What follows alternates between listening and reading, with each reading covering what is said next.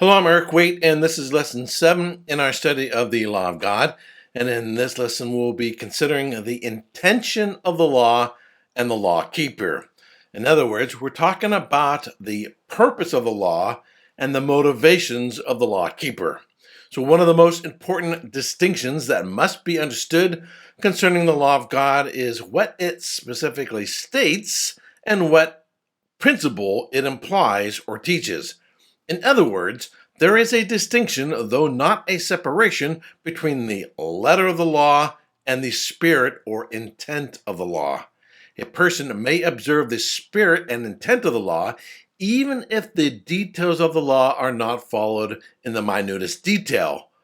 Likewise, a person may violate the intent of the law, even if the context of the situation is different than as described in Scripture, or if the law is broken in one's heart without actually fully carrying it out in one's actions. It is critical that when reading the law of God, that we ask, what is the purpose of the commandment? For example, the sixth commandment tells us that we are not to commit murder, Exodus 20:13. However, we then read that you may justifiably kill a person in order to defend yourself from a criminal who is breaking into your home, Exodus 22:2. Therefore, there is within the intent of the sixth commandment an allowance for justifiable homicide and self-defense. Furthermore, like all of God's laws and precepts, the sixth commandment is not merely concerned with the external observance of the law, as it was also applied to every thought, word, and deed, as Jesus states, "You've heard that it was said to them of old time, you shall not commit murder, and whosoever shall commit murder shall be in danger of the judgment. But I say unto you that everyone who is angry with his brother shall be in danger of the judgment." Matthew chapter 5, verses 21 to 22. The sixth commandment also forbids unjust anger and murderous thoughts, though it is inaccurate to say that the actual acting out of the sin is the same as merely doing it in your heart.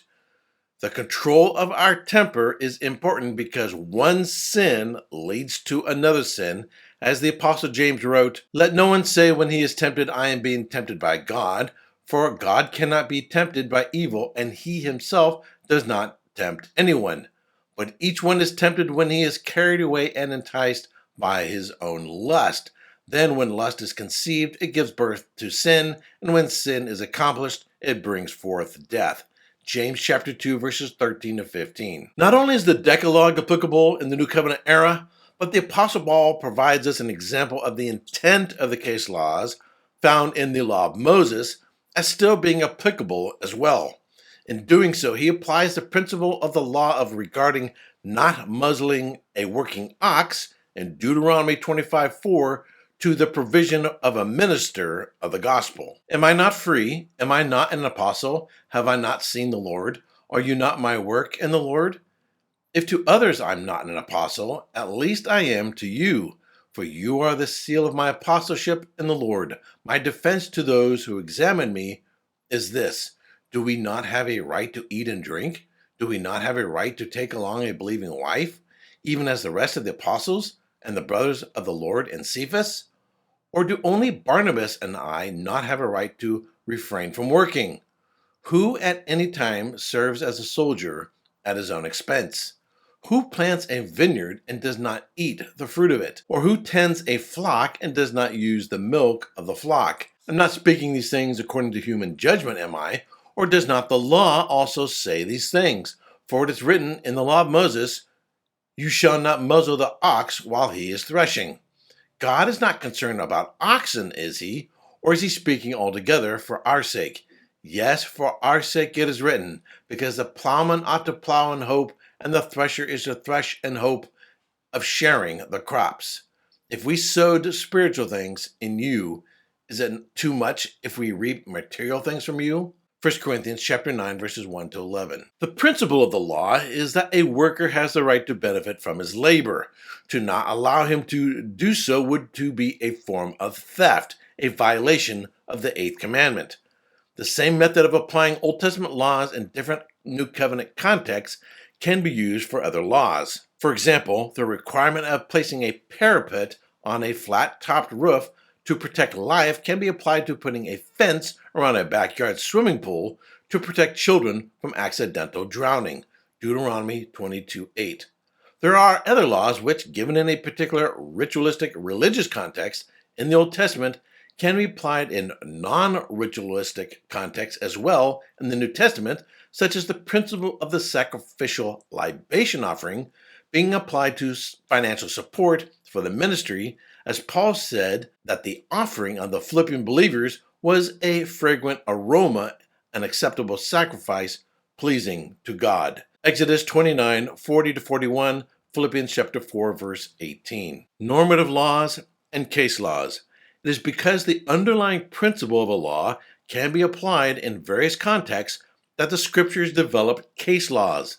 The Decalogue of Exodus 20 is a summary of the law, which can only be rightly understood and applied by studying the rest of the laws in the Old and New Testaments.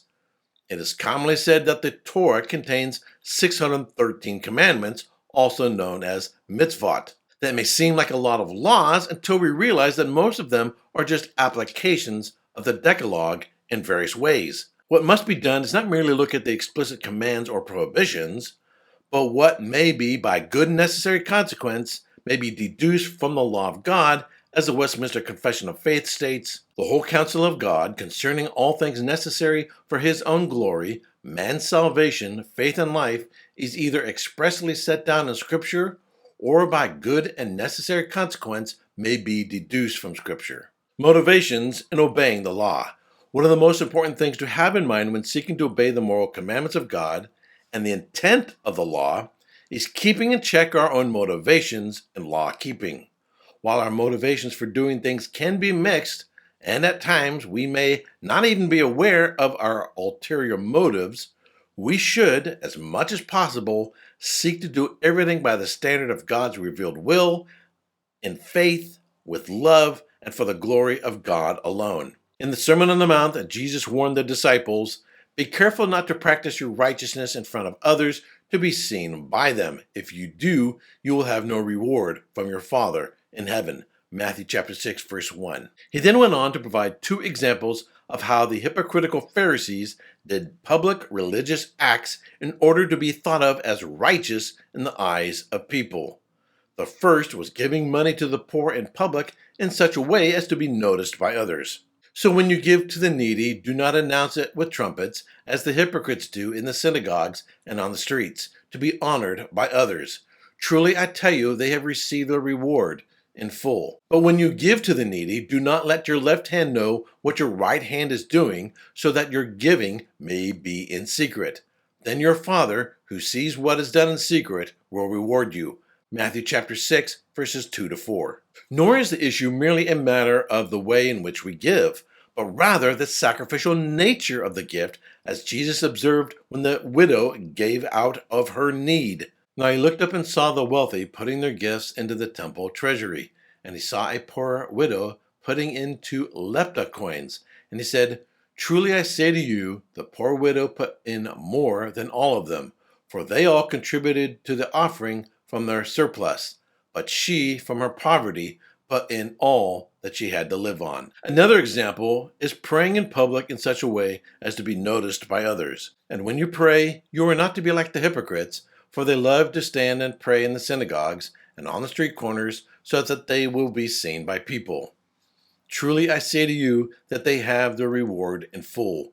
But as for you, when you pray, go into your inner room, close your door, and pray to your Father who is in secret, and your Father who sees what is done in secret will reward you." Matthew chapter 6, verses 5-6. The issue here is not being seen praying in public by others, as you might normally do in church, but the intention of drawing attention to yourself in order to be esteemed by others.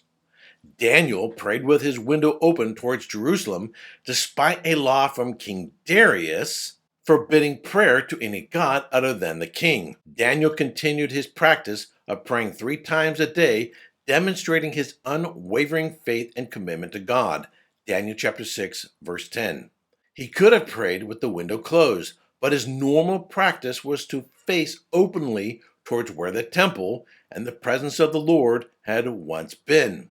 His motivation was not to gain the esteem of men, but to worship in sole dedication to the Lord as the true king over the unjust law of the earthly ruler. He would obey God's higher law than the law of mere men.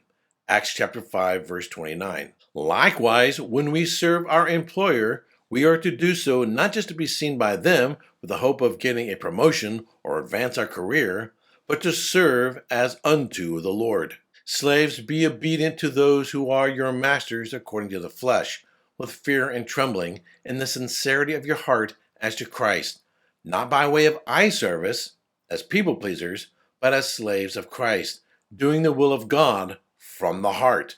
With good will render service as to the Lord, and not to people, knowing that whatsoever good things each one does, he will receive back from the Lord, whether slave or free. Ephesians chapter 6, verses 5 to 8. Another false motive of doing righteous deeds and obeying God's law is in order to obtain merit from God, as if we could make him our debtor. Jesus told his disciples, "Now which of you, having a slave plowing or tending sheep, will say to him after he comes in from the field, 'Come immediately and recline at the table to eat'? On the contrary, will he not say to him, 'Prepare something for me to eat, and properly clothe yourself, and serve me while I eat and drink, and afterward you may eat and drink'? He does not thank the slave because he did the things that were commanded, does he? So you too, when you do all the things which are commanded to you, say, 'We are unworthy slaves, we have done only that which we have ought to have done.'"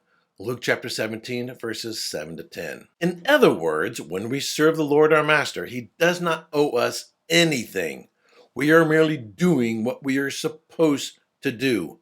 The covenant tells us who he is, what he has done for us, and what he requires of us in the covenant. That is faith and obedience. There is no such thing as works of supererogation. So if we are doing good works and thinking that somehow God owes us something in return, it would be like a wife acting as if she is an employee to her husband. We are in covenant with the Lord, not a contract, and we should seek to obey his law by faith and love and with gratitude for what he has already done for us and knowing that he has promised for us in the covenant. All right, I hope you've learned from this lesson, and until next time, may the Lord richly bless you.